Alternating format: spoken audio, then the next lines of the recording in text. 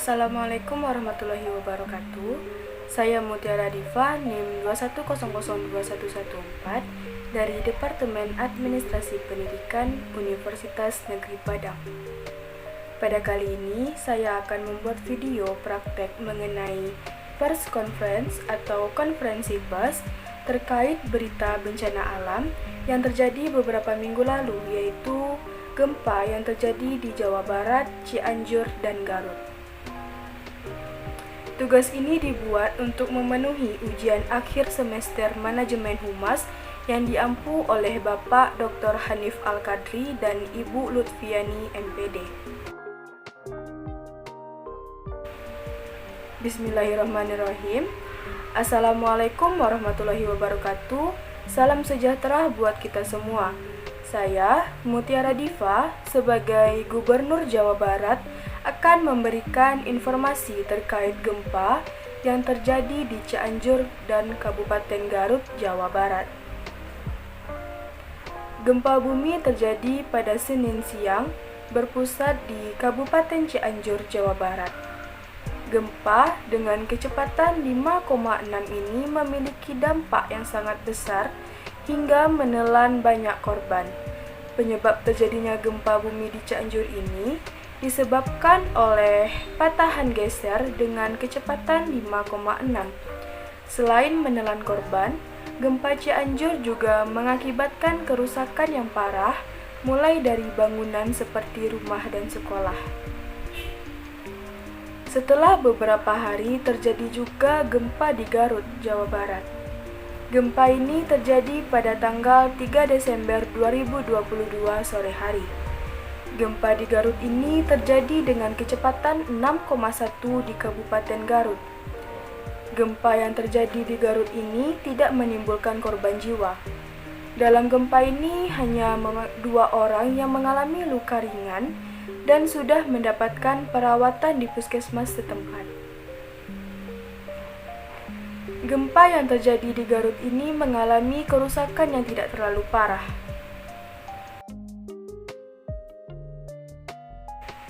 Penyebab gempa Cianjur adalah pergerakan sesar Cimandiri. Sesar Cimandiri adalah sesar atau patahan geser aktif sepanjang kurang lebih 100 km. Letak sesar Cimandiri tersendiri memanjang dari muara Sungai Cimandiri di Pelabuhan Ratu, Kabupaten Sukabumi, mengarah ke timur laut melewati Cianjur, Bandung Barat, dan Subang. Gempa Cianjur pada Senin lalu berpusat di sekitar Sukabumi sampai dengan Cianjur akibat patahan geser.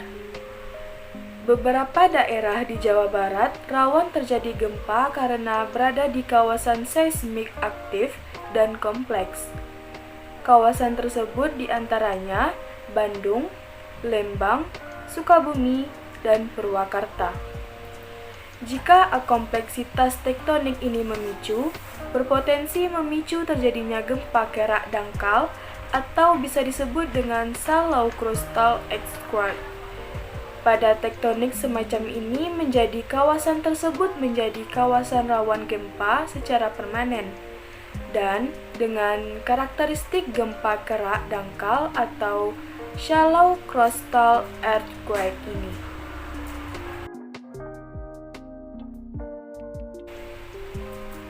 Kabupaten Cianjur, Jawa Barat mencatat jumlah korban meninggal akibat bencana gempa mencapai 600 orang karena sebagian besar tidak terdata, sedangkan korban meninggal tercatat 355 orang ditambah dengan 8 orang yang belum ditemukan. Selain itu, jumlah korban bertambah setelah dilakukan pendataan ulang di mana sekitar 265 orang korban gempa yang meninggal tidak dilaporkan namun langsung dimakamkan oleh keluarganya. Sebelumnya, korban tewas akibat gempa Cianjur bertambah menjadi 335 orang setelah tim SAR gabungan berhasil mengevakuasi jenazah bocah laki-laki berusia 11 tahun di Desa Cibulakan. Kecamatan Cugenang, sedangkan 8 lainnya masih dalam keadaan meninggal saat sedang dicari. Selain itu, dalam gempa Garut tidak menelan korban jiwa. Dalam gempa Garut ini hanya 2 orang yang mengalami luka ringan dan juga sudah mendapatkan perawatan di puskesmas terdekat.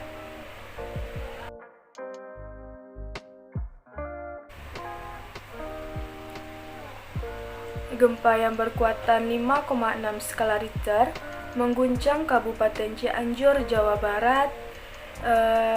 Dampaknya akibat bencana gempa bumi di Cianjur menyebabkan kerusakan yang masif.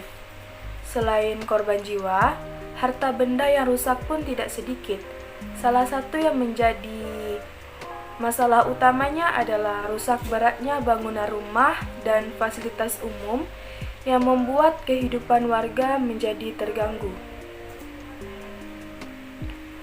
Gempa bumi berkekuatan magnitudo 5,6 mengguncang Cianjur yang menimbulkan dampak cukup parah. Dilaporkan, banyak bangunan yang luluh lantak akibat gempa tektonik tersebut. Seperti di Desa Bunisari, Kecamatan Warung-Gondang, tercatat puluhan rumah rusak. Setidaknya ada 50 rumah yang menurut BPBD Cianjur rusak akibat gempa tersebut.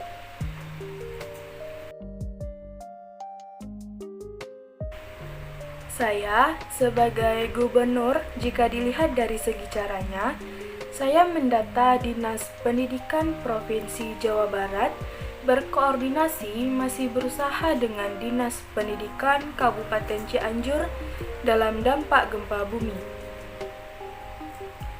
Sementara itu, saya memerintahkan tim Jabar Quick Response atau disingkat dengan JQR sekaligus menjaga erat kasus tersebut lalu berangkat ke daerah terdampak gempa di Kabupaten Cianjur.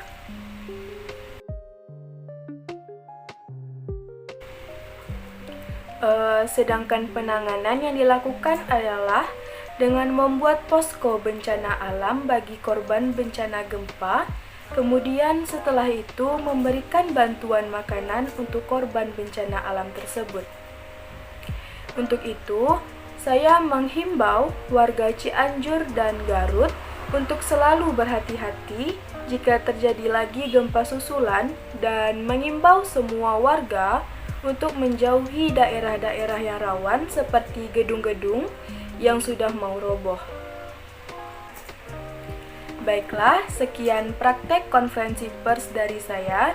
Jika ada kesalahan, saya mohon maaf. Assalamualaikum warahmatullahi wabarakatuh.